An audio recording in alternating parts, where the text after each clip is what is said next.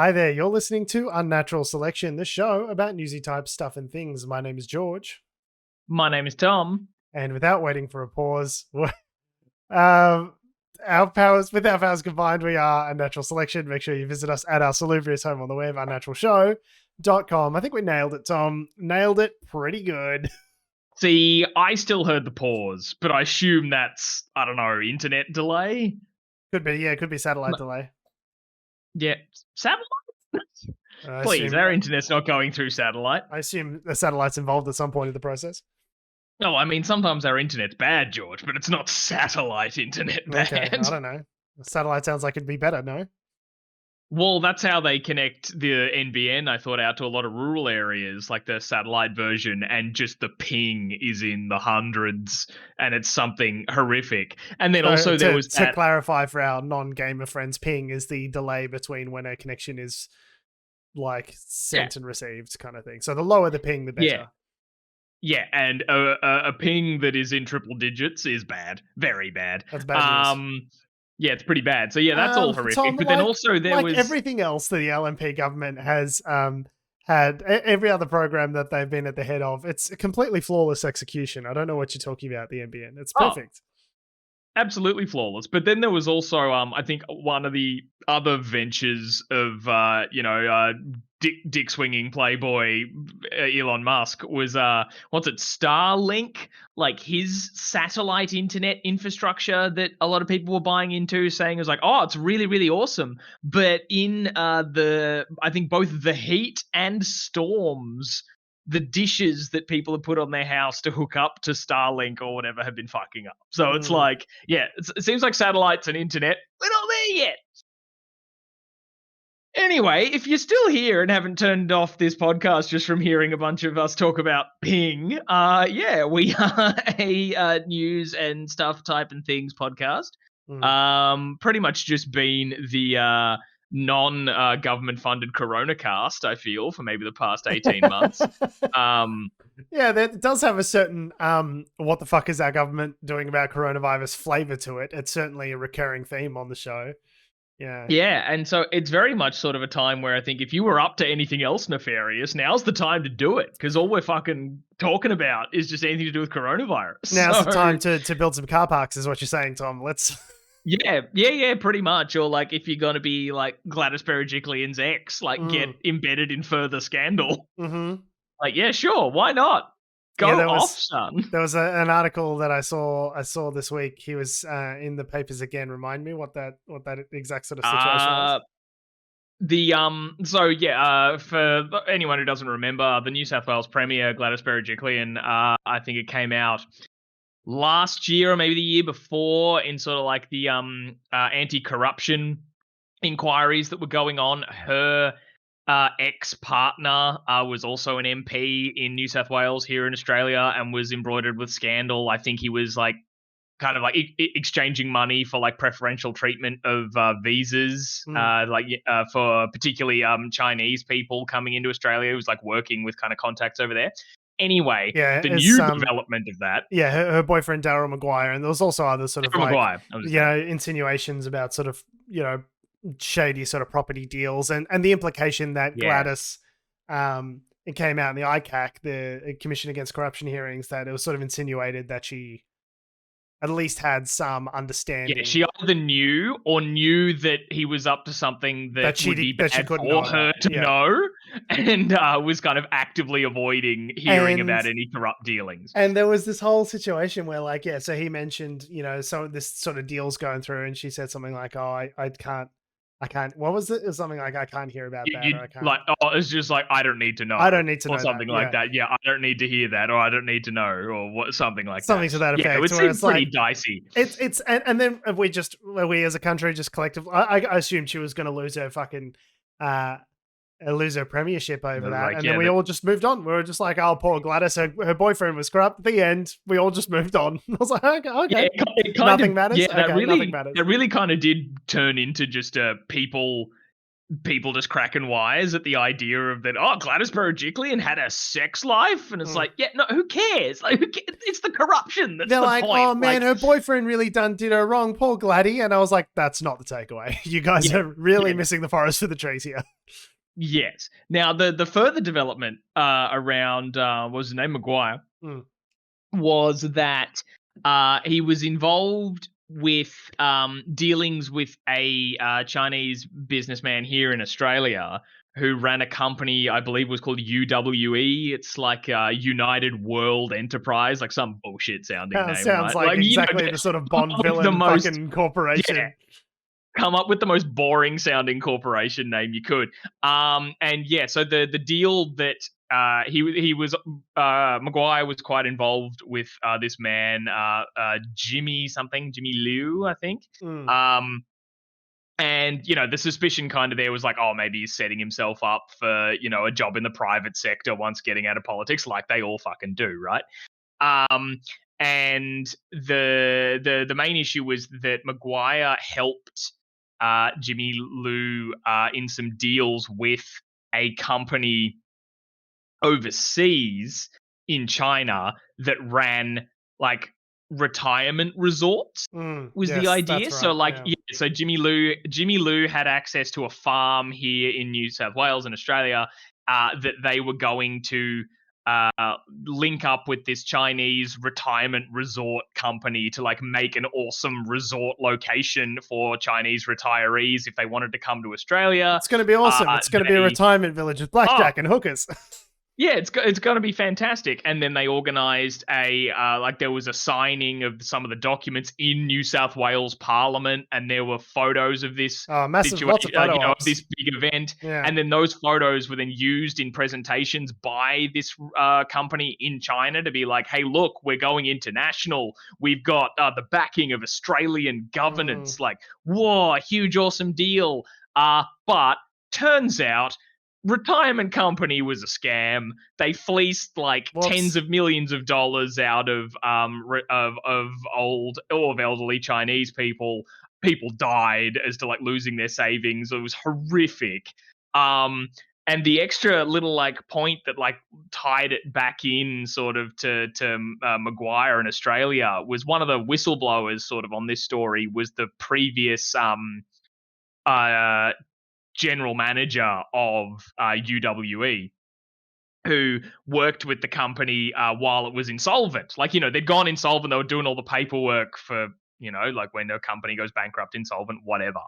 And he said, I was going over the books and I saw that money was coming in. Like there was just lump sums coming in and we're insolvent. Where is this coming from? And all he was told was, it's from China. So, quote unquote, sorry, I forget this is sometimes completely audio. Yeah, you're doing the finger quotes. I understood what you were saying. The finger quotes. Yeah.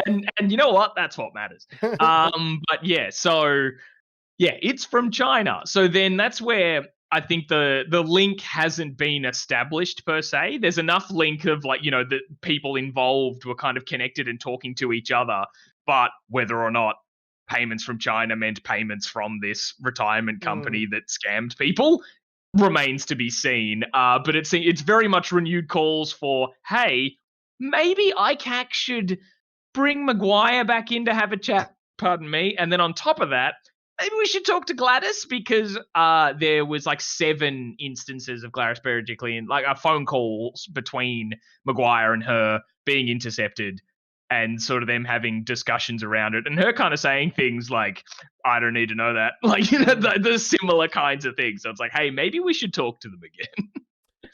Yeah, it's not great. It's it's a juicy scandal, but it's pretty bad. It's like, I mean, yeah, how can they? Exactly like you said. Like we just forgot about it. Like people just kind of went, "Oh, poor Gladys." All right, moving on. I guess she just gets to run the biggest state in the country. Okay.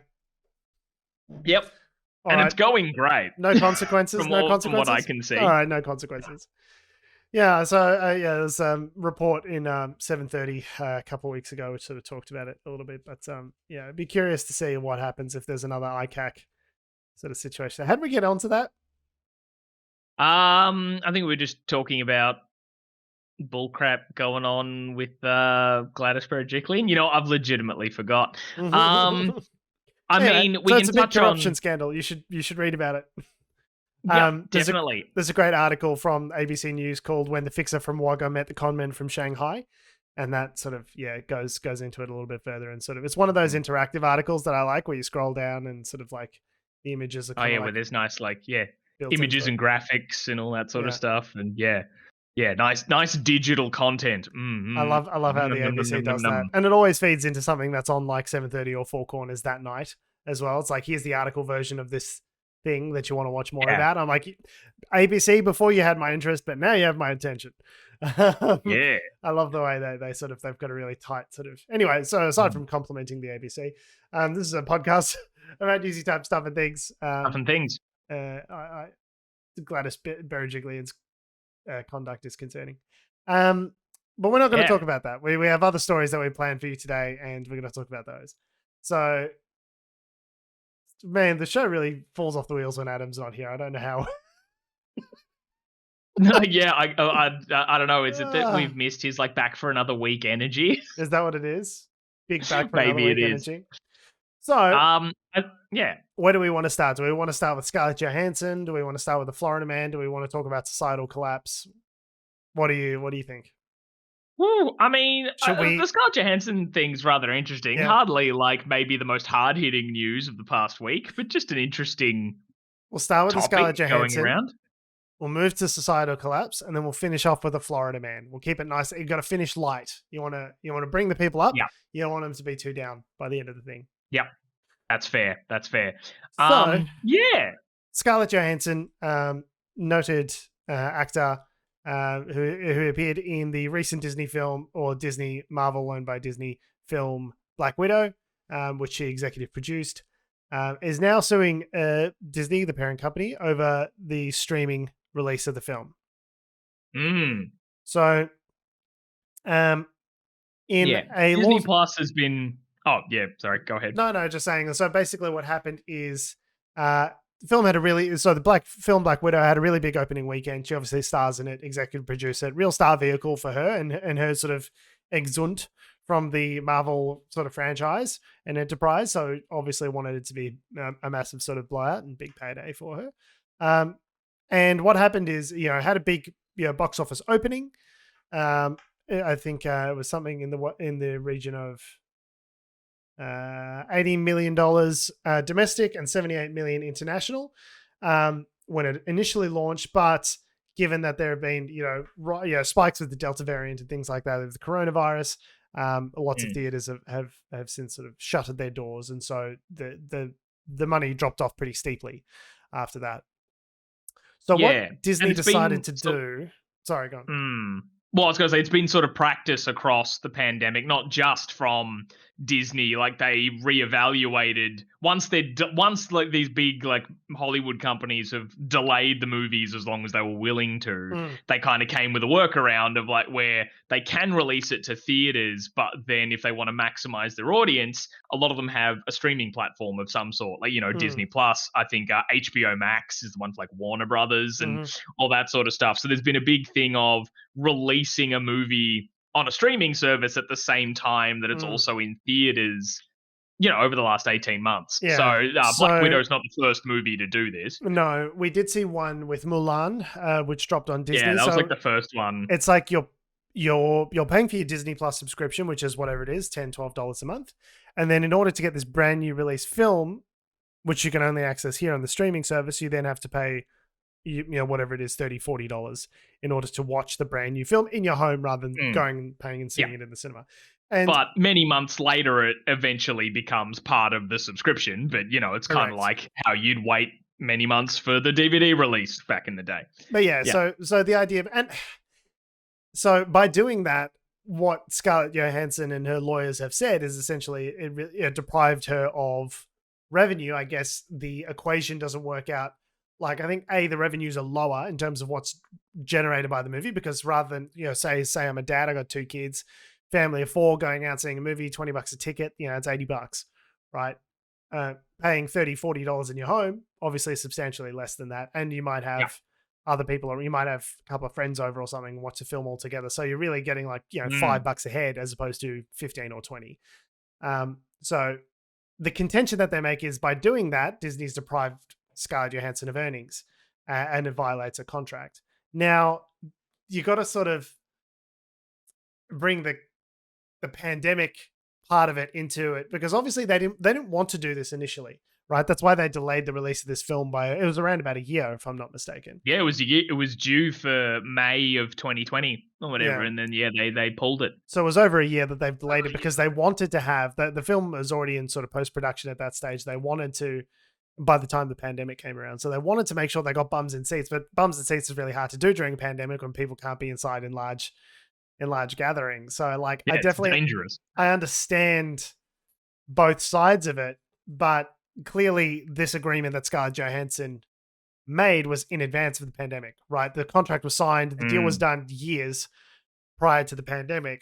So for Disney to just turn around and say, hey, we said we weren't going to release it on a streaming service concurrently, and then to do that anyway in violation of the contract, like, yes, well, yeah, I guess it's good because it gives access, but it also means that you are depriving Scarlett Johansson of potentially millions of dollars by doing it that way.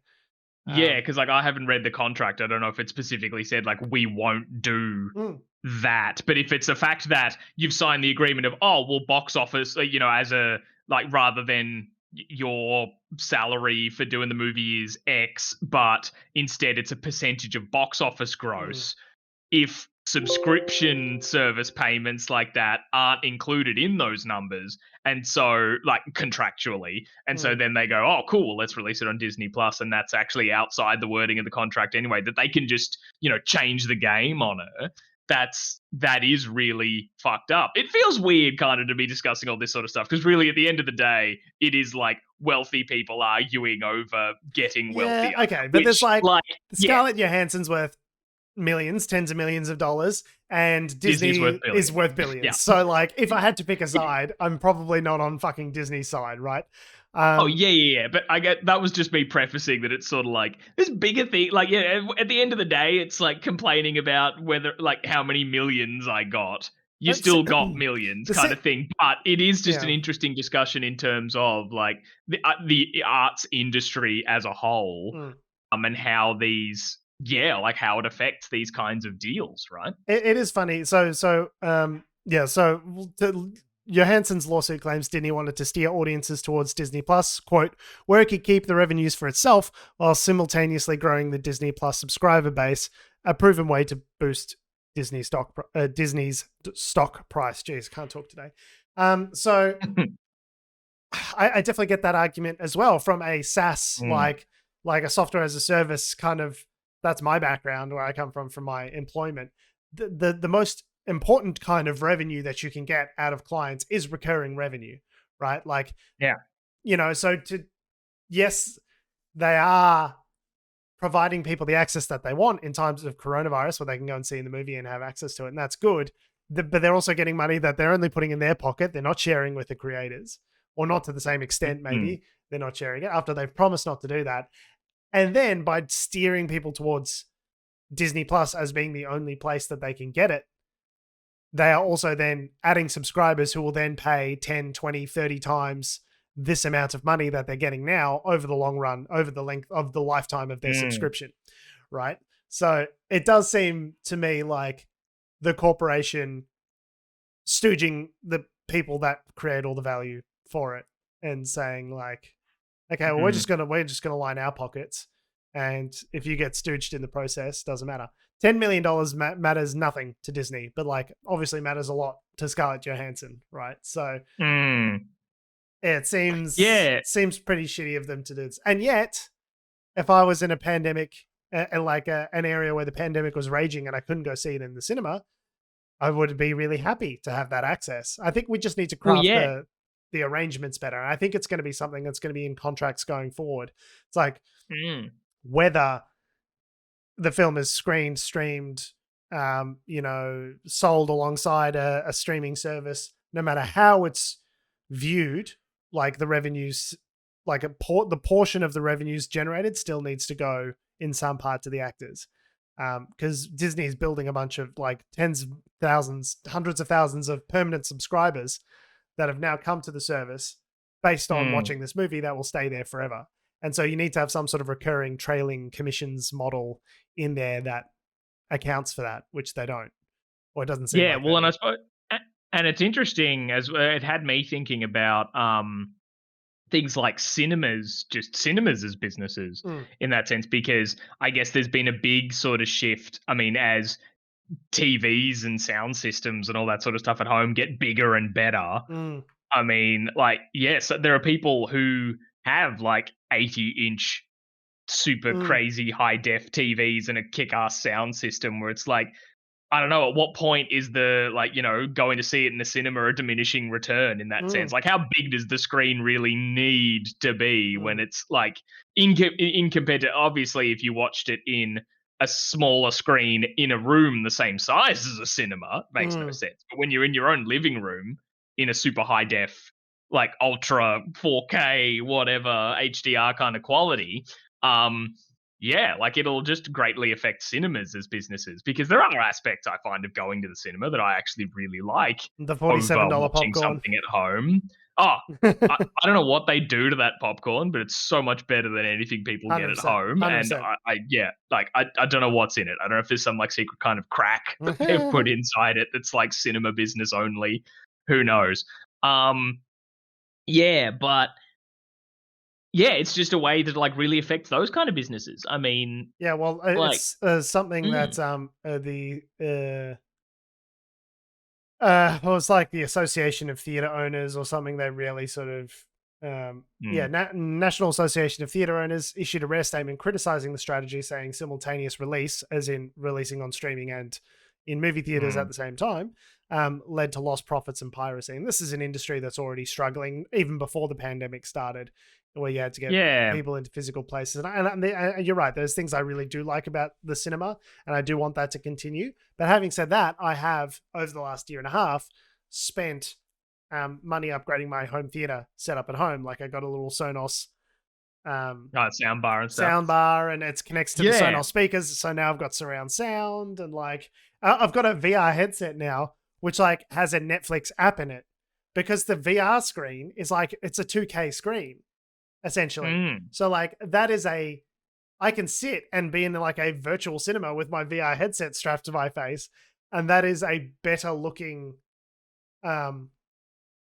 like cinema experience with a 2K screen than most people would have with the television in their homes. So it's like, and that was whatever it was, $600 that headset. So it's like, I think for a lot of people, a home cinema experience is something that they like, something that they prefer. You know, doing stuff in the comfort of their own home is really appealing to people. And obviously, if it's scary to go outside because of coronavirus, like I think you're going to see people investing in that setup a lot more, and that really is going to have massive long-term effects on the theater industry. So I'm interested to see. I don't know. I wouldn't want to own a movie theater right now, I guess is what I'm saying. Well, yeah, that too. A lot of headwinds for that industry. Yeah. So yeah, it's it's a tricky situation. Like, it's sort of very much like, well, yeah, I guess it's contractual bullshit, right? I guess it's just it's getting down to the nitty gritty of contractual bullshit. Who stooged who out of how much millions of dollars? I'm gonna guess, based on historical behavior, I'm going to assume Disney's in the wrong. The large multinational billion-dollar corporation stooging someone over a couple $1 million. I'm going to assume that the corporation's in the wrong. It's one of those things of like, maybe not so much like as in they were within their power to do it, but it's like, oh wow, ouch. Like, it's just, it's shitty. Maybe you don't always need to do the terrible thing just because it serves your bottom line, as an idea. They really lost me, Disney. I knew that they were on the wrong side of this when I saw the shit cunty statement that they issued. Quote, I'd forgotten about that. The lawsuit is especially sad and distressing in its callous disregard for the horrific and prolonged global effects of the COVID-19 pandemic. That's like, Scarlett wants you to go and get coronavirus, you pricks. It's like, you wanted us to go and see this movie and get coronavirus, Disney. You were trying to get us to go see it. What are you talking about? Like, Scarlett's a real bitch. She makes you want to get coronavirus and die. What a bitch. And then this. Yeah, the fact that they played that card, like Disney so gross. played that card. They opened Disneyland. Like, yeah, yes, in the middle of a pandemic, way before people were like getting vaccinated over in America. Like, Disneyland's open, bitches. We got to make some money. Check out Marvel World. It added that the release of the movie on its streaming platform had, quote, significantly enhanced her ability to earn additional compensation on top of the $20 million she had already received. Being like, bitch, why are you being greedy? You already got $20 million, you fucking selfish mole. And it's like, you are Disney, the nearly $1 trillion company. Like, you're good. You can't turn around. There's just fucking bitches being greedy, says Disney in his castle. Yeah. How ridiculous. Yeah, real dick move. Like a very, very tone deaf and clearly very like, let's just hit her with a gotcha and hopefully this all blows over. Well, I mean, they're not scared, right? Because both sides know that Scarlett Johansson is not going to do another Marvel movie after this. This is her last sort of foray into it. That you know, they can sort of burn their bridges. I mean, she's been doing these films. I was going to say more for 11 definitely years. Will now. That's true. You know, it was only now 11 years in that one of the main characters in Avengers actually got their own sort of standalone movie because she's a female. So like, it was it's been that and Captain Marvel. Were there any other standalone female ones? I think that's it. In Marvel, not that I can remember. Yeah, and that's bad. Like, not great. Not great. So to sort of go, oh, look, we're doing the female thing, and then to, bust it up on such acrimonious terms, it's like, that seems bad. Yeah. Also, the Marvel issued a statement saying like, oh, we're not going to lock people into like multi-year deals. We only want to work with people who really want to be here. And I was like, oh, y'all are going to switch actors out every movie now. Yeah, it's just like, we are really sick of paying actors tens of millions of dollars to appear in these films. So we're just going to get anyone who looks like Anthony Mackie for the next one. You know what I mean? Like, yeah, well, I guess that'll be interesting in that, because in some ways it sort of, it backfired on the actors, the old system of if it was like, here's $10 million, you have to be in 5 films. Whilst I think Robert Downey Jr.'s agent or something argued percentage of box office instead of something like that. He made like $50 million out of it or something. Compared to like $2 million each for the others or whatever.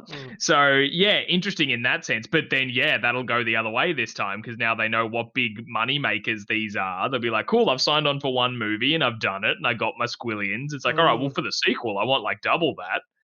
And Disney will be like, no, we're going to recast you as someone else. So we'll just have, it'll be like Doctor Who on speed. We just have different actors playing the same character, but like so fast. Yeah, just like different British actors each time round playing, Doctor Strange is just Martin Freeman next time around. You're just like, oh, okay, that's jarring, but I thought it was Benedict Cumberbatch. Okay. All right, great. And this next time round, it's Dylan Moran. You're just like, wait, hang on, was that the same guy as the last one? Or could you imagine? I'd watch the shit out of that. Dylan Moran being in a Marvel movie would be awesome. What? What are you talking about? What's an Infinity Stone? What? Yeah, that would be amazing. Ridiculous. Oh, I want that to happen now. Yeah, let's just have revolving door of actors playing all these characters. It'll be great. Just Peter Dinklage next time. Captain Marvel. He's already been in a Marvel. He's already been in a Marvel movie. He was the dwarf in the. He was in Infinity War, wasn't it? He forged the new axe from like a black hole or something. It was pretty fucking cool. Yeah, it was I love those movies. Anyway, so that's bad. But speaking of bad, society might collapse one day. That's just a fact. We're busy worrying about Black Widow movies, and it might be on the brink of societal collapse. And the reason that we think that is there's been a study, a British study that has listed Tasmania, New Zealand, Iceland, United Kingdom, and Ireland as potential havens of the future when society collapses. So from the journal Sustainability, and they said that Tasmania in particular could be recognised as Australia's, quote, local refuge or a lifeboat, as conditions on the continental mainland may become less amenable to supporting large human populations in the future, which has got to be the nicest way of saying shit's about to get real. Shit's fucked. Yeah, if shit gets real in mainland Australia, like take to the sea. It's going to become Mad Max. Shit's about to get fucked. Yeah, so I don't know if Tasmanians necessarily appreciate being referred to as a lifeboat. It's like when shit gets fucked up on the mainland, like we'll come over to your place, mate. Like, sounds good. And I imagine Tasmania is probably also thinking like, but if fucking everyone just comes over here, then all the like wonderful natural splendor that we all really enjoy and use as tourism and stuff like that will just be destroyed by a vast population movement. Now, a thought that just occurred to me, is it a bit interesting that, you know, it's a British study that did this, and conveniently all the locations they picked are very like predominantly white / like colonized by England places. Yeah, where's Madagascar on this list? Like, I mean, I haven't read the study in depth of if they talk about that, you know, like large swathes of Africa and areas might, like, due to climate change be uninhabitable or something. But it's just kind of like, oh yeah, Britain's like, oh yeah, well, obviously here, right? United Kingdom. Here is the best. Ireland, it's not that far. Just down the road. Right across the way. You know, we might need somewhere across the other side of the world. New Zealand, that's one of ours, isn't it? Like, you know, just like those places. Yeah, those are great. The ones I don't know, it just seems suspect. The ones filled with white people. I'm sure that having a like stable democracy, you know, filled with culturally homogenous people was like definitely part of the equation there. They're like, where can the billionaires retreat to where there won't be angry mobs paying for their blood? New Zealand, one of those places. That too. Tasmania, one of those places. They got good whiskey distilleries down in Tassie. So they do. I reckon it's the water. Something to do with the water. Something about the waters down here. Yeah. It's so because Tasmania, as some people may know, is the southernmost part of Australia. It's its own little island. So scored highly in the report because of its climate, electricity supply, agricultural resources, and population density. Of course, if everyone goes there, population density may become a less attractive factor if all of us try to go to Tasmania all at once. Yeah. Now there's an interesting sort of little part of it because this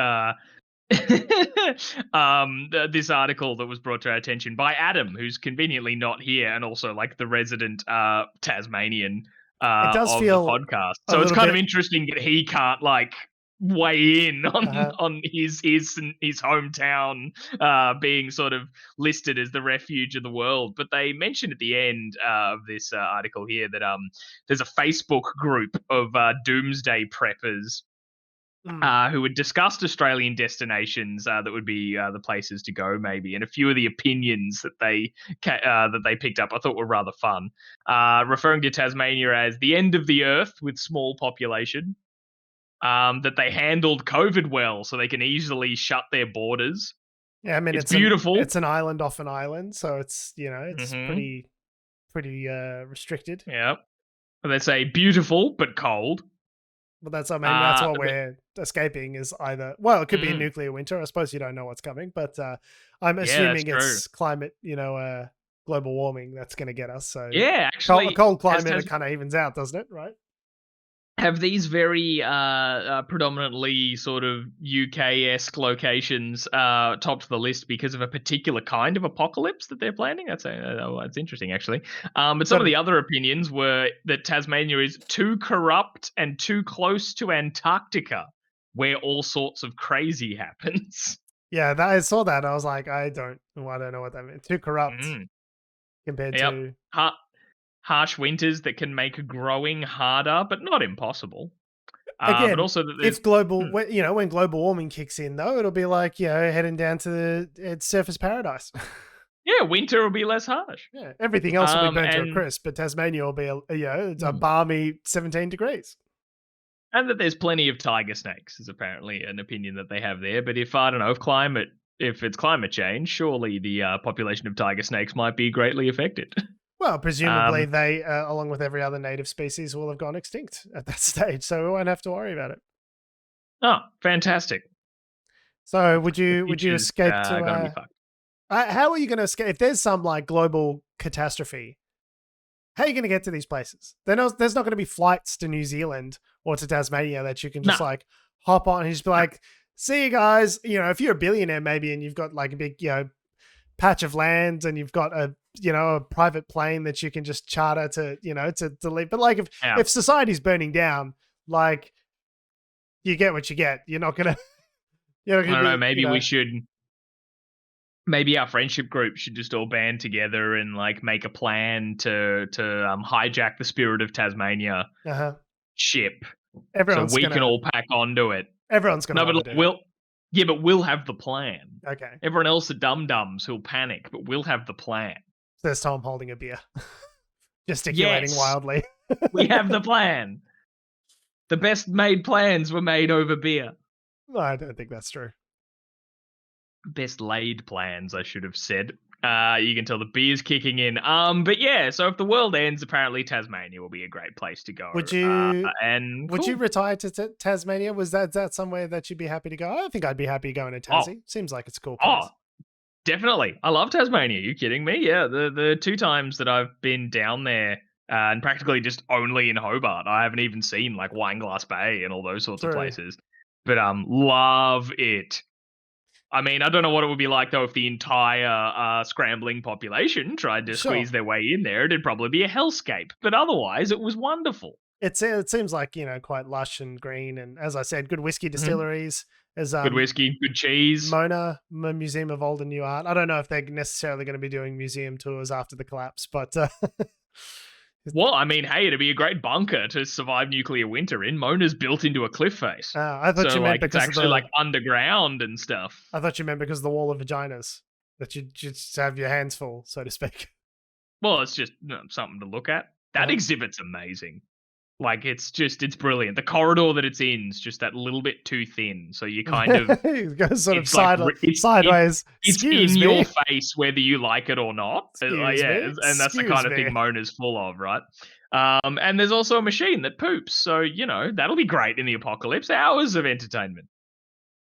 I'm in. Sign me up. Yeah, it's wonderful. Do it. But yeah, so if society collapses and you're in one of those locations again being Tasmania, and what's funny about New Zealand, Iceland, the UK, and Ireland, they're like, oh, the whole area, but here just Tassie. Like, oh yeah, UK gets their entire United Kingdom, but not just Tassie for us. I feel like Victoria has a decent amount of those things, the sort of cooler climate and, you know, good, like, healthy growing land and that sort of stuff. I guess the problem is it's attached to the rest of the Mad Max hellscape that will be Australia at that point. So yes, yeah, definitely. Yeah, but no, it should be a great time when the apocalypse comes around. That'd be wonderful. But you mentioned before, George, how would anyone actually try to get to Tasmania? Like, you know, those of us who aren't billionaires with planes that we can charter and all that kind of crap. Well, someone had an idea like that rather recently. As all good stories begin, it begins with a Florida man who was attempting to quote unquote walk to New York along the ocean. Seems to be what was going on.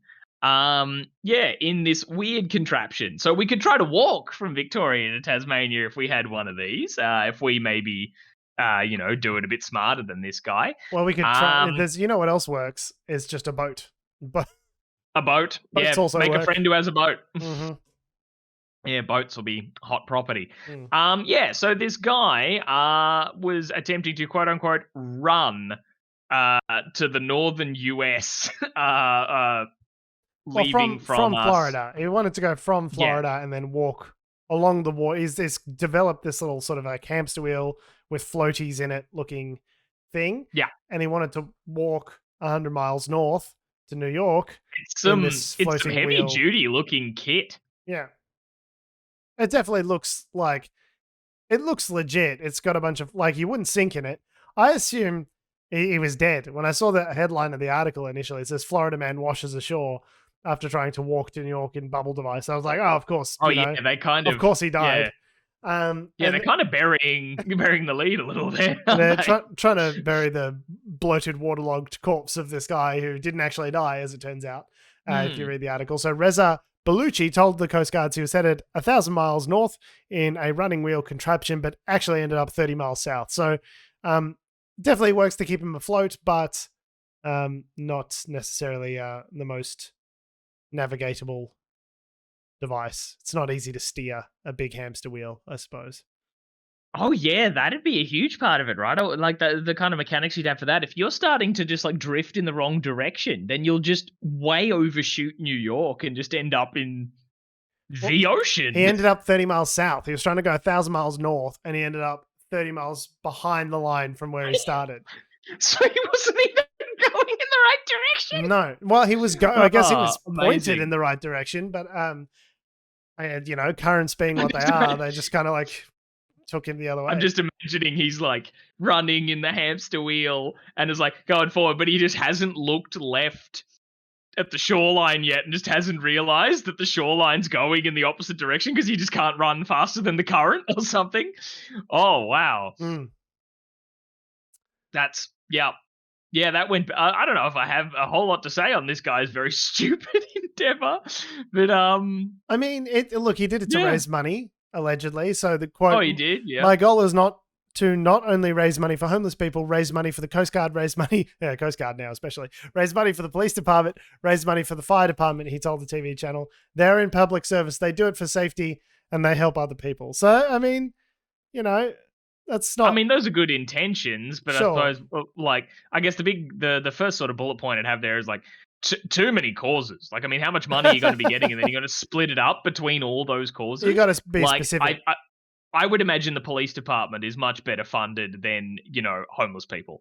And it does feel like you whacked Coast Guard in there because the Coast Guard had to come out at their own expense to rescue him because, you know. He washed ashore, didn't he? So, I don't know, maybe, you know, the ocean was his Coast Guard that here we day. go. The US Coast Guard was contacted and arrived on scene to take over the case and ensure the vessel/occupant are USCG compliant for their safety moving forward. So, hey, listen, mate, this vehicle is not fucking regulation. So this hamster wheel is not regulation, mate. Yeah, you went 30 miles south rather than 1,000 miles north. You should really just rethink your choices. Yeah, I would fuck with him and just be like, hola, welcome to Mexico. It's like, oh no, I've gone the exact wrong way. Yeah. Sorry, just a bit of random, like, we haven't actually shared this article into the rundown, but I think it was published today. Sky News has been banned from YouTube. Well, what's going to be left on YouTube?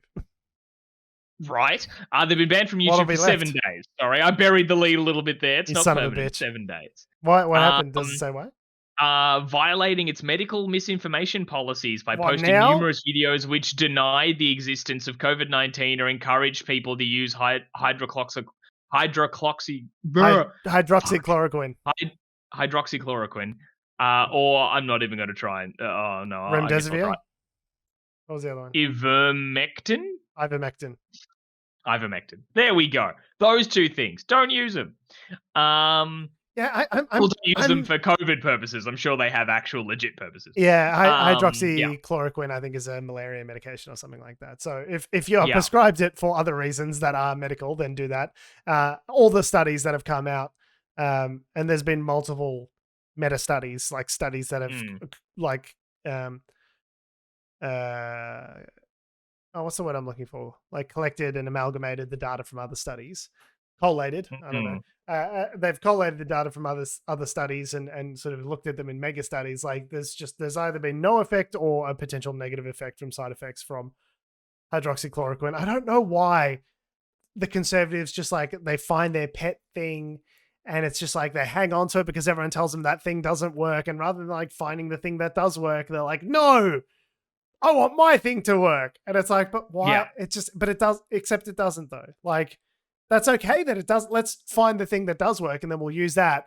And then we've got a vaccine and they're like, that doesn't work. I don't want the vaccine. I want my thing. George, being wrong and changing your mind is a sign of weakness. Didn't you know that? No, it's literally a sign of weakness, the scientific method. Yeah. Is to collect data and then make the decision. If we admit that we're wrong and then change our minds, that's how the terrorists win. I just don't. It's just literally seems like the entire conservative side of politics is just being contrarian. They're just like, whatever the sane normal thing is. It seems to. I think it is. Yeah. Whatever the normal sane thing is, we want the opposite. Yeah. Anyway, I can't believe they only got banned for 7 days. 7 days, that's it. Hey, it turns out you've been for 7 days spreading dangerous. Now? Yeah, now. Why now? I mean, have you met Sky News? Yeah. See, what about all the other bullshit they've ever done? Yes. Like, we were talking about how fucking dangerous and awful all the shit that, like, Alan Jones and stuff was saying, like, a year ago. Yeah, a literal year ago. And actually, speaking of Alan Jones, another aspect of this is that, because I clearly missed this in the news cycle, was that this ban from YouTube was imposed a day after the Daily Telegraph ended Alan Jones's regular column. Yeah, but no one reads anyway. That's fine. We need him off the TV. Yeah, but so that's a thing. So him, Ray Hadley, all these guys. You know, it's the TV and the radio that the people are actually listening to. I don't think any of these Neanderthals actually read. Do you? I would highly recommend, though, people read Greg Larson's article on The Shot about Alan Jones. Just because I'll give you the headline, and you tell me whether it's something that you'd really be keen to read, because it's a stunning good read. So yeah, Greg Larson, he published it. It's like July 20. It's a few weeks old now. But the headline is, Alan Jones seems to want us to die of COVID. I want him to die of anything. Wow. And it's a stonking good read. That is a headline. Oh yes.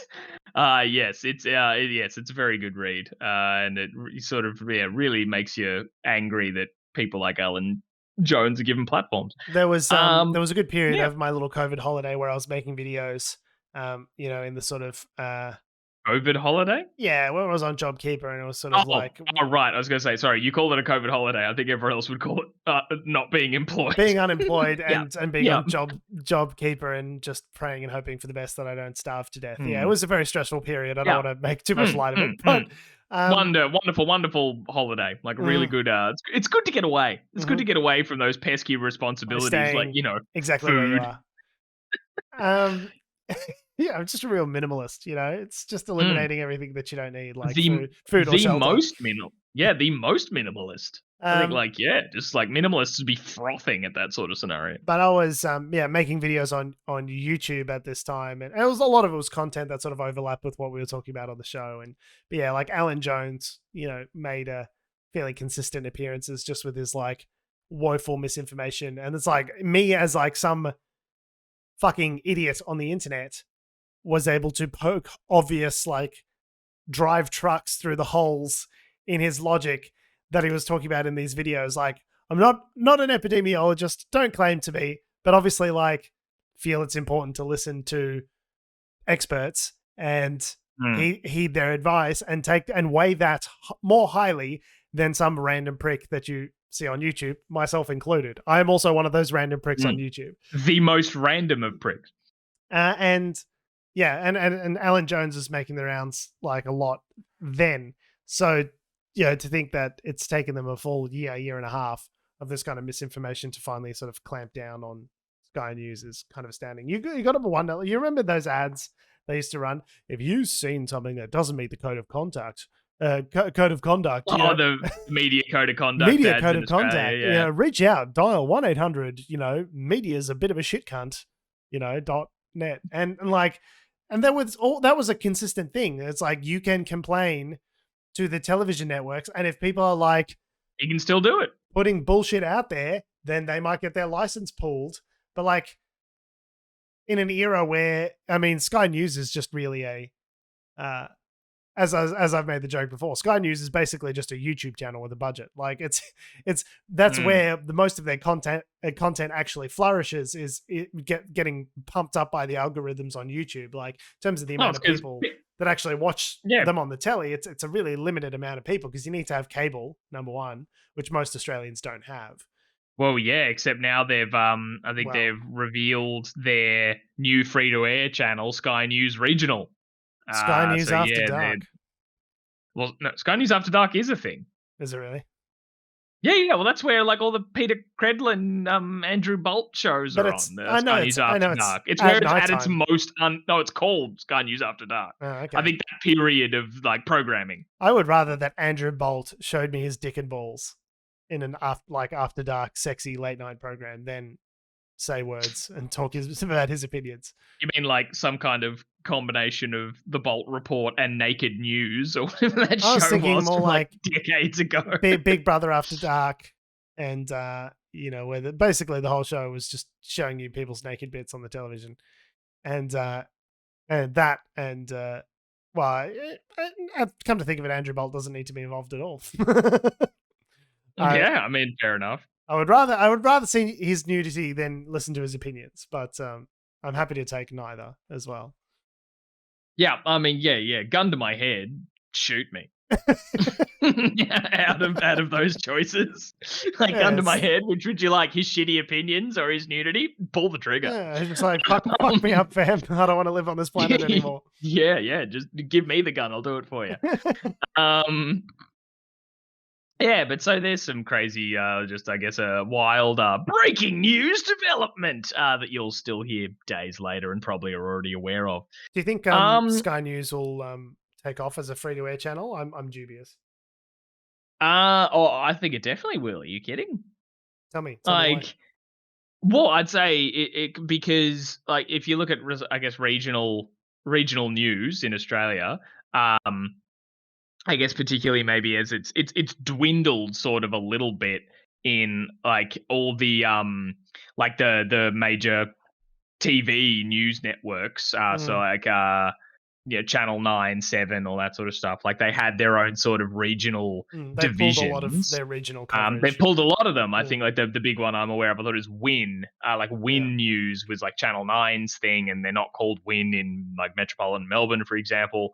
So yeah, they've been pulling a lot of that back, and it will just be like the Melbourne news with like specific sort of content sprinkled in. They've been condensing it quite a lot, right? But those other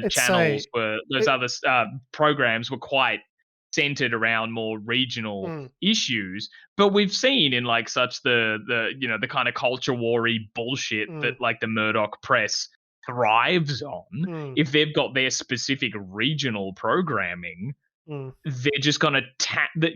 They're gonna tap into that. They're just gonna put their fingers to the pulse of like what's gonna rile people up. Like how can we further stoke these fires? Yeah, it'll go off. I wonder, because if the remainder, this is a problem that's happening in media outlets everywhere, right? This kind of consolidation and moving away from rural and sort of focusing on the major markets where there's the most sort of profitability. So it's not unusual that it's happening. I think there could be some good things about it, because it might, well, I don't know.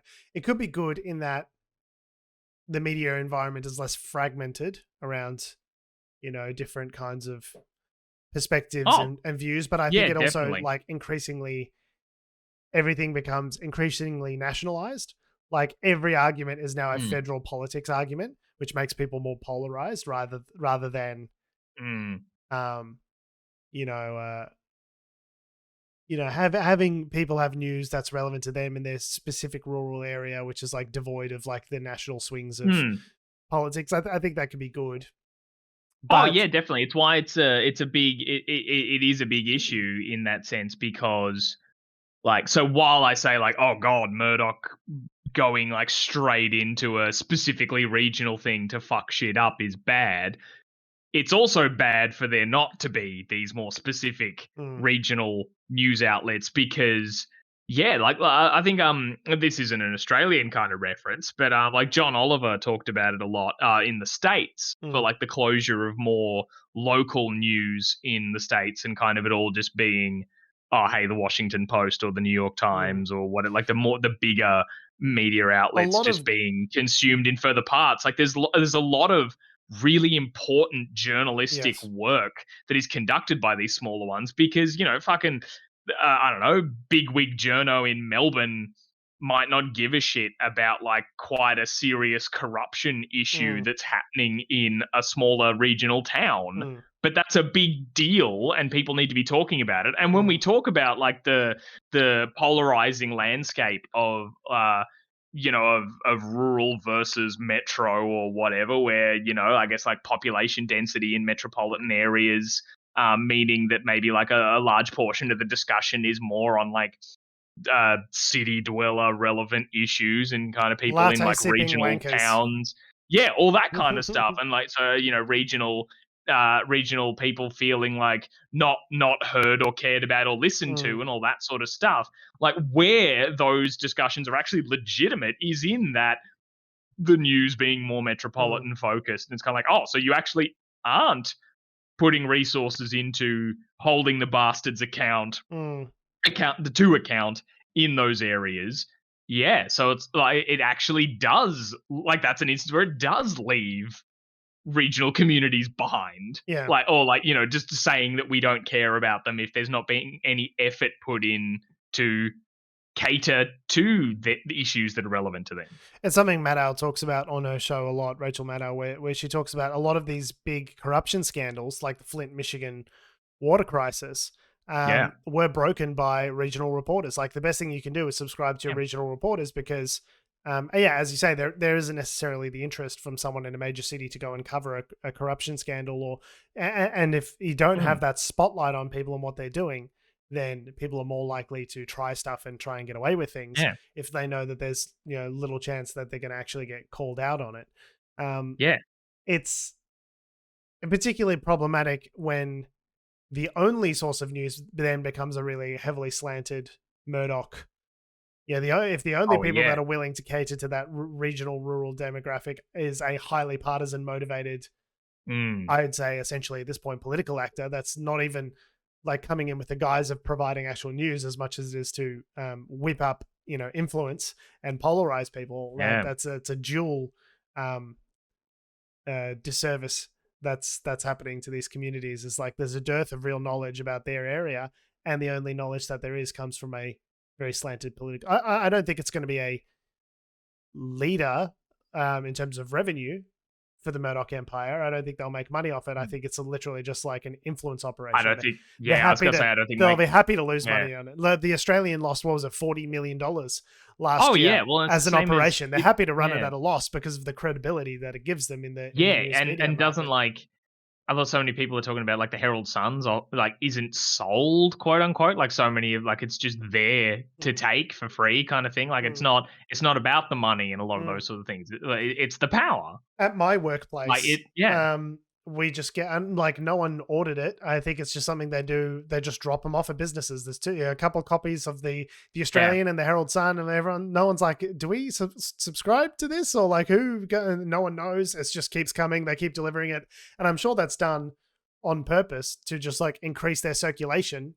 Right. And because it's essentially like, remember that magazine that they used to hand out at the train station? Was it MX? MX. Yeah. MX. Where it's literally like they just boost circulation and make money on the circulation of the paper by handing it out to people at train stations. Like that's essentially what Rupert Murdoch is doing with the Australian and the Herald Sun. Like it's just an influence peddling operation more than anything else at this stage. But it's just particularly if it's unopposed in more like regional areas, it's like that's just we're getting into like basic fourth estate, I suppose, sort of discussions in that kind of front of particularly if there's only one, like having one sort of localized perspective.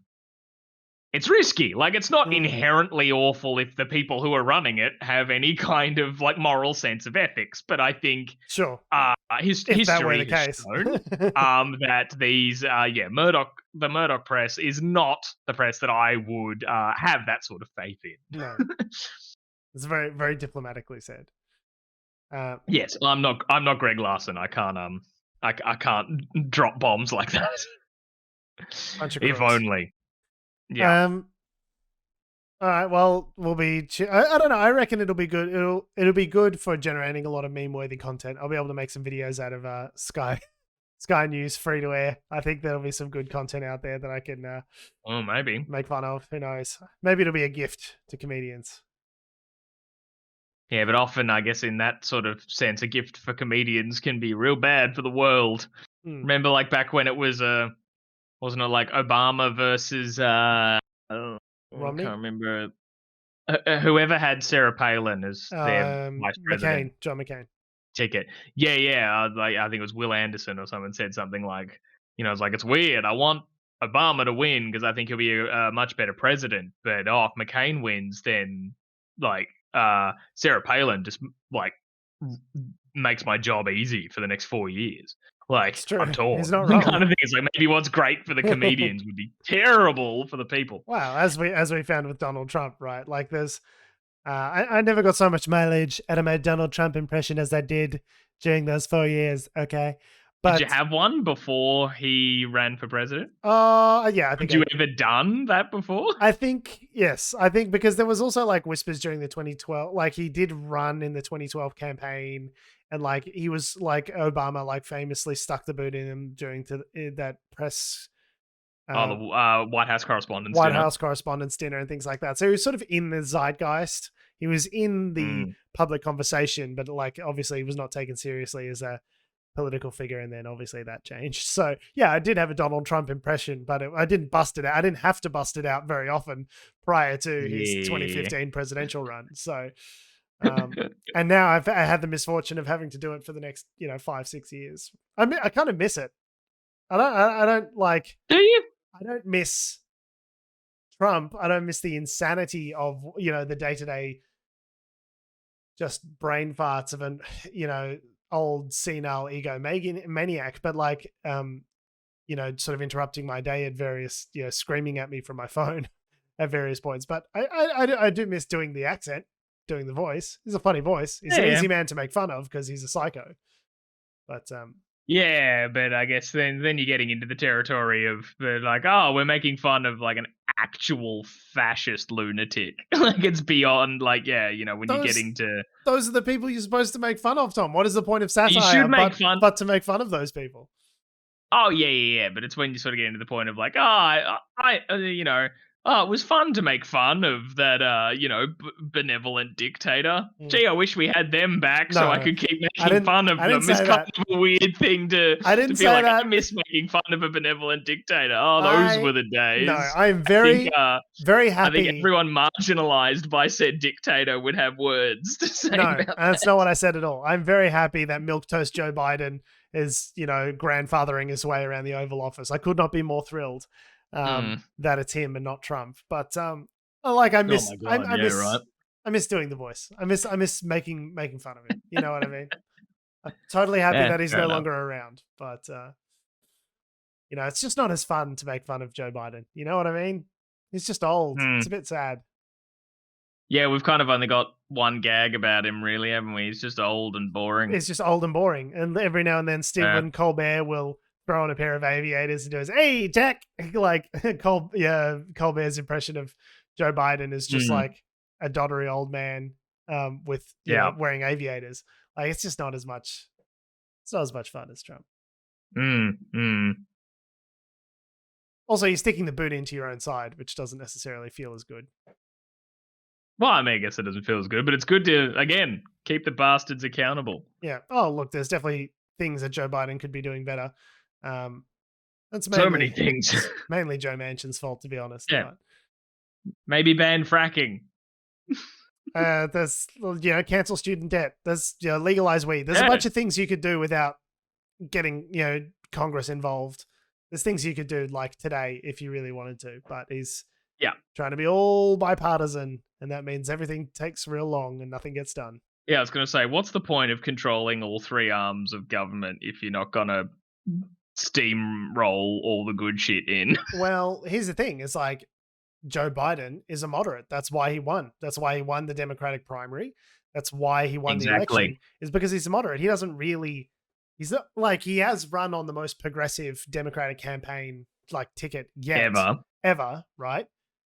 But that doesn't mean he's, Alexandria Ocasio-Cortez and he's going to say, down with capitalism. And, he's still a fucking 81-year-old dude at the end of the day. Like, it's... I feel like looking at how like the Biden presidency is going and these exact issues is exactly what it would look like if like Labor won the next election. Yes. Like people just being like, "Oh, cool, great," Could but we have the stuff that we wanted? And they're like, "Oh, could we have all the stuff that like Still the Liberal no. Party like refused to do, even though it's like the right thing to do?" And they're just like, "Oh, we don't wanna." Yeah, and No. it really becomes a question of like, and this applies to both Labor and the Democrats in the US, is like, are you ineffectual because you're just ineffectual and weak sauce and just kind of incompetent and can't do the things that we want you to do? Or is it that you just kind of don't really want to do the things that we want to do as much as we want them? You know, like there are certain things that are just like obvious populist, like things that poll very highly, especially in the United States, like legalize weed or like cancel student debt, or these are things which poll extremely highly among the vast majority of people. And I think the Democratic Party is just like, just a bit to the right of those people. Like they folded immediately on the $15 minimum wage. They're like, oh, the parliamentarian ruled it out. We can't do it. Sorry. And it's like, the parliamentarian works for you. Like you get a new parliamentarian. It's like the Republicans do whatever they need to do to fucking steamroll and bend the rules and break things in order to get the shit that they want. And then the Democrats like, oh nah. Nah, let's not. No, we could though. Like, we could definitely do some stuff, but we don't really want to do all of that. And I suppose it's the danger of being a Big Tent party and having to appeal to more people, is you need to be more moderate by definition. Whereas if you're an extremist party that's captured a base, you can afford to be maximalist in all your positions and get what you want, because it's a zero-sum game. And that's exactly Labor's issue, right? In the sense of that they're like, I don't know, I guess I'm hardly a political expert, but they seem really hung up on, well, to win the election, we have to win over all the people who voted for the other guys. So we can't have any policies that they won't like. But then at the same time, they want to have policies that the people who didn't vote for Liberal also like. Yeah, they want to try and make everyone happy, which you can't do. And that's so hard. Like, it's pretty much impossible to do. So in essence, they just have no platform. Like, I'm just kind of like, oh, what's the big issue that they stand for? Oh, will they do something about climate change? No, apparently. I don't know. It depends which electorate. It depends which electorate they're in. If they're in coal country, definitely not. If they're in inner city Fitzroy, then they'll absolutely do something. Yes. It's like, will they? I don't know. Will they tax? Will they make wealthy people pay their tax?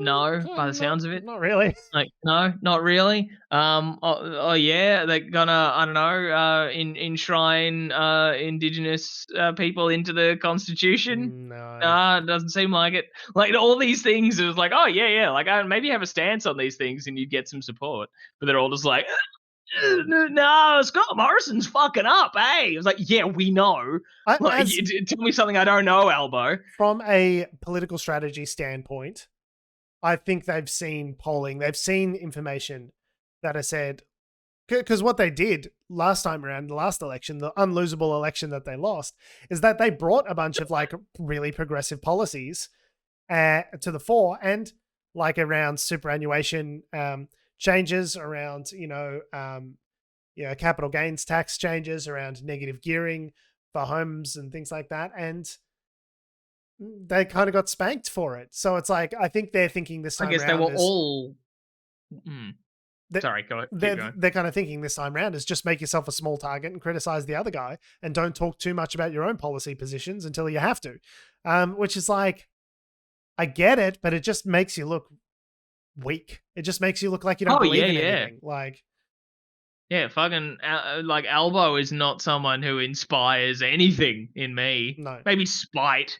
It inspires a fair bit of me just being like, oh, you're so shit. Whenever I see him appear on the TV. There's ScoMo's daggy dad, and Albo's the daggy dad that's too daggy. You know what I mean? He's the daggy dad that no one likes. You're like, oh, stop it, Anthony. Oh my God. Yeah. Just give it up, mate. Nobody thinks he's you're cool. He's the daggy dad who's trying to be hard. Cool. Yes, 100%. Yeah. Like he's always got a zinger to like make fun of the other guy, and it's not even a good zinger, and you're just like, ugh.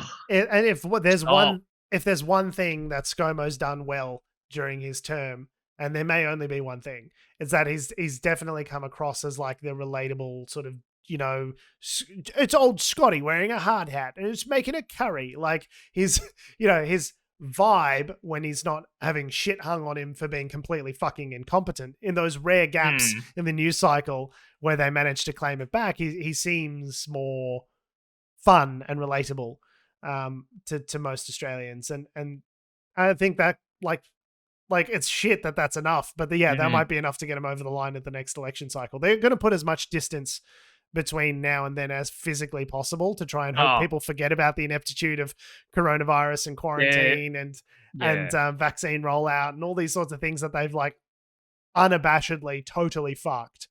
They're just going to try and make people just get as much vaccine as we can get going at the end of the year. All of a sudden, now the rhetoric's changed from it's not a race, it's not a competition to like gold medal or, capitalizing on all this Japanese Olympic stuff. We didn't talk... we're trying not to talk about COVID too much this episode, but like, ScoMo's things of like, there's actual details for this plan that he talked about before of like, So I posted the plan. Let's go for another hour, man. We have so much to We'll do it live. We'll do it live. Well, so there was this COVID plan that I posted in the channel this week, the way we prepare for our show. Also, I noticed that Discord has threads now, so we can actually like comment on things within the one thing. Free Discord. First one's free Discord. I mean, you do give us a free platform that we've used every week for years, but okay. We'll throw it with the Commonwealth government camera. Okie dokie. So the what was I saying? Oh, so I put it in the Discord and said like, hey, this 4-stage plan has been announced. And I think you guys were like, wait, didn't we talk about this like a couple of weeks ago when they announced it? I was like, no. That was them announcing the plan. And now they're announcing, that was them announcing the announcement of the plan. And now this time is the announcement of the actual plan. I was like, the fucking sneaky motherfuckers got multiple news cycles out of this one piece of work. They're just because now like they announced that they had a plan last time and everyone was like, oh, so you got a 4-phase plan and these are the things about the phases, right? Okay, so what needs to happen for us to get to phase 2? And they were like, we don't have numbers yet. I don't know. Now they do. So why didn't you just wait till now to tell me? I just needed they wanted to claim an extra news cycle and we fucking gave it to them. Like we fell for it. They played us like fiddles. So they had announcement, a pre-announcement announcement, and then they've got an announcement which has got a little bit of detail in it, which basically says what every other fucking major medical body in the world has said is that for things to open up as per, to go to some semblance of normal, you need to have 80% of the adult population fully vaccinated, something like that. So there was like 70% for like a phased reopening and then 80% for like, a more wholesome reopening. But it was just like the way that the plan talked about that lockdowns would be necessary up until that amount sort of came in, and that like hard and fast short lockdowns would be a good idea. And some journalist was like, so do you regret praising Sydney for not doing that now that you're saying like that's sort of the plan? And he was just like, what was the question? I'm Scott Morrison and I don't like being called out on stuff. Shut up. I'm beyond caring about actually quoting what he properly said, because that's essentially what he said. I think what he said was, I'm going to weasel my way out of this one.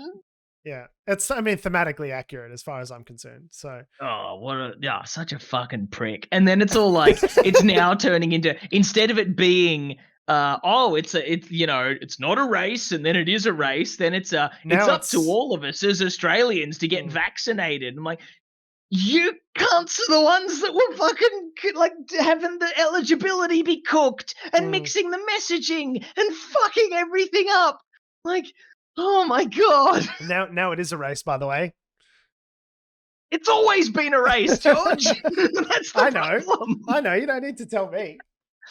Oh, I hate this man so much. I'm the one arguing with people that I know that are eligible to be vaccinated that have chosen to not vaccinate themselves. I'm the one arguing with them to like, go, please get the vaccination, please. And that's the thing. Basically, we all are at this point. I took the eligibility I took the eligibility test thing like that they have on the government website, and it was like, yeah, you can book an appointment to get AstraZeneca.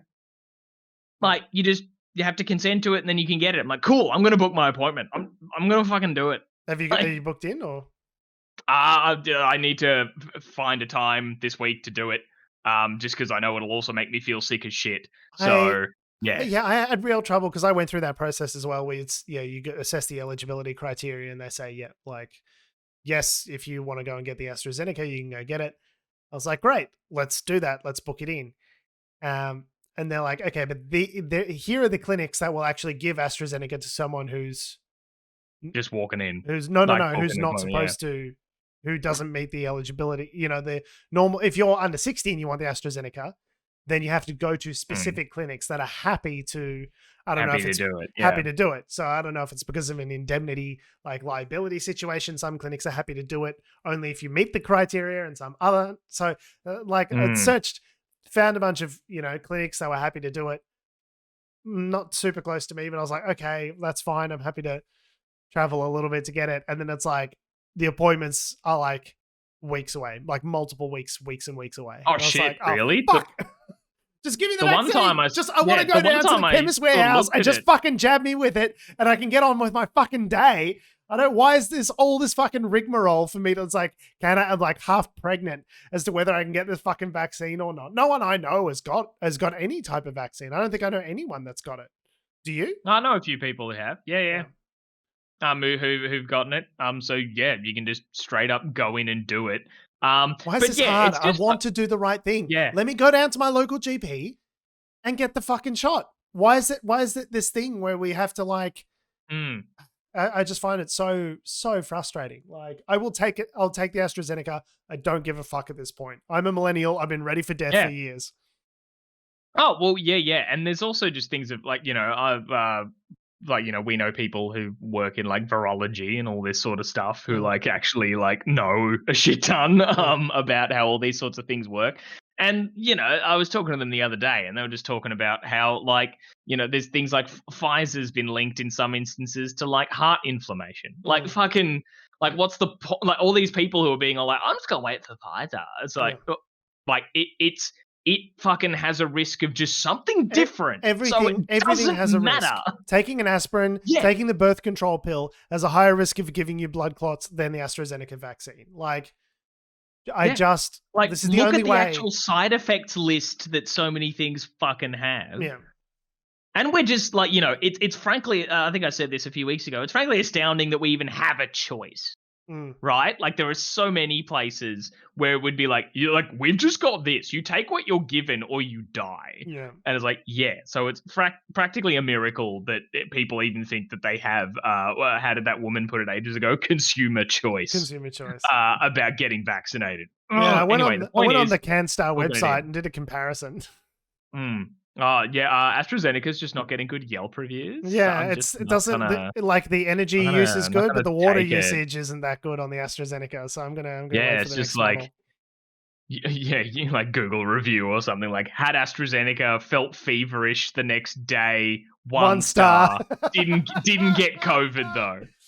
Didn't die of COVID, but not a great customer experience. Would not recommend. Yeah, no, terrible. Yeah, booking process was frustrating, but didn't get COVID though. Just if you're a person that's eligible to get the vaccine, please just get the vaccine so we can get it over and done with. Like, just get it done. Get it done. Yep. Get it sorted. Aren't you sick of this? They're the same people that are complaining about lockdowns. Like, lockdowns fucking suck. It's like, okay, will you get vaccinated so we don't have to do lockdowns? And they're like, no, I'm the opposite of good. I just want the opposite of everything. Yeah. They just want everything to be opened up because they haven't been personally affected by the virus in any sort of way. So it just doesn't seem like a thing they have to be worrying about. It's an invisible enemy. I remember hearing a story on Matt Hour a while ago about there was like there was coronavirus in some southern state somewhere. I don't know if it was Texas or exactly where it was. And there were people in there in the hospitals dying of COVID. They were like, no, it's a hoax. Like, no, it's not real. It's like, you are literally dying of this thing that you do not believe exists. Like, that's how broken some of these people's brains are, is that they cannot accept that it's happening to them as they are dying from it. Like, yeah, I thought some guy made the news recently. It was just like, yeah, I'm recovering from COVID. That was really fucking awful. Not getting the vaccine though. I'm like, I don't know. I just, but like words fail me. Anyway, so we ended up ranting about COVID anyway. Yeah. But on that note, we saved it for the end though, so it was okay. Yeah, we saved it for the end. Yeah. So like, you got the content you paid for, and now we can rant about what we want to rant about. All right, I'll dance for you. But at the end, we're talking about COVID for 20 minutes. On that note, we have been, we are, and we always will be Unnatural Selection. Make sure you visit us at our salubrious home on the web, unnaturalshow.com. Make sure you follow me on all the bullshit social medias that are ruining the world, that have, do, or ever will exist, at George Tsipos. It's Facebook. No, not Facebook. Not me. Twitter, Instagram, and YouTube at George Tsipos.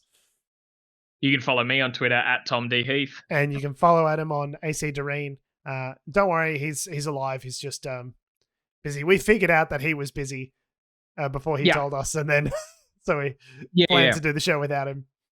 Yeah, I was asked to feed their cat today because they'd be out of town, and then I was like, oh, that means he probably won't be able to do the show. And I talked to you, and we were like, okay, cool, we'll just do it as us. And then a few days later, Adam was like, by the way, I can't do the show. Like, oh fuck, I'm sorry. I forgot to tell you I'm not doing the show today. And we're like, yeah, we know, buddy, we figured it out for you. Yeah, we know. Yeah, we know. We've got 2 brain cells to rub together. Yeah. Alrighty. Thanks for listening, guys. Love your faces. We'll see you next week.